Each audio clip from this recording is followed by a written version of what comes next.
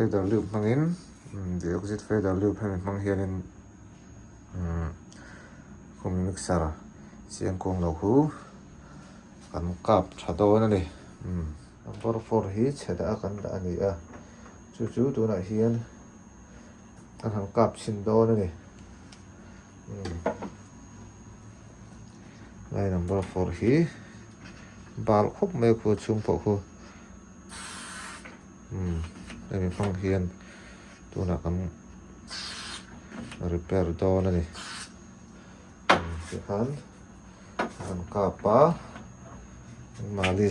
malis sangai ta ni sakhop me he kan number 4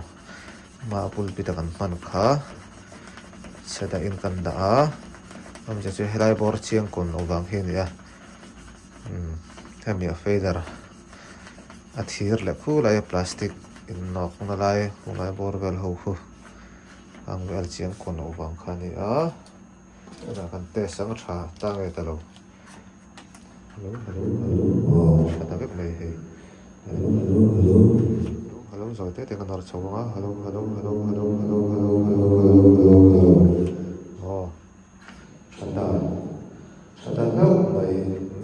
thì khanin kan mixer channel chia pakhat kan record ta lo mong khop mai hello kha he fader loop de kuzit fader loop f series mo ta tho chu lo ni ta ni 1 2 3 4 1 chairman 2 electron ni pa 3 me chia 4 pulpit kan mang thei ta ola tu na chuanin hemi main out hemi fader hi chiang khong lo sak maya smooth lo khop mai chu wangin ang kap chin do na ni khina problem te om the ni area khan left le right chiang khong hei thei lo te an mali sanga bal hi lut nem du khopa te nga hianin te ni wang hen mali sanga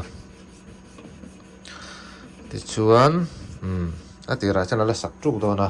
ma se ra ya an chi ni pa nang lo nu he chu na le zak do na ni we khale chia hi tam nu tuk ti khangai chung lo ni a ina em ati mai la tho tu rang na thok ngal ti a chuan mai cham left le right po hi chiang kuang lo wa ba khi chu kan tiri la hi bura le na tlaw don thawa mai cham po hi kalkim lawa chinga left lampang hi ama hete nor chho pa nga ya ya changa ri lo e top le je omang kha ne chu vai khami kha he fe w mang hina tu na khana fix ne hello try khami jong kha fe w manga mixer chiang kong lo han sim that da ne dia tang kai khop mai se khan hi noi chuang man kha he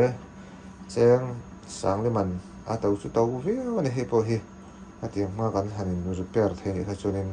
alo mom viu ni ti kha kan sei le ni chu top nan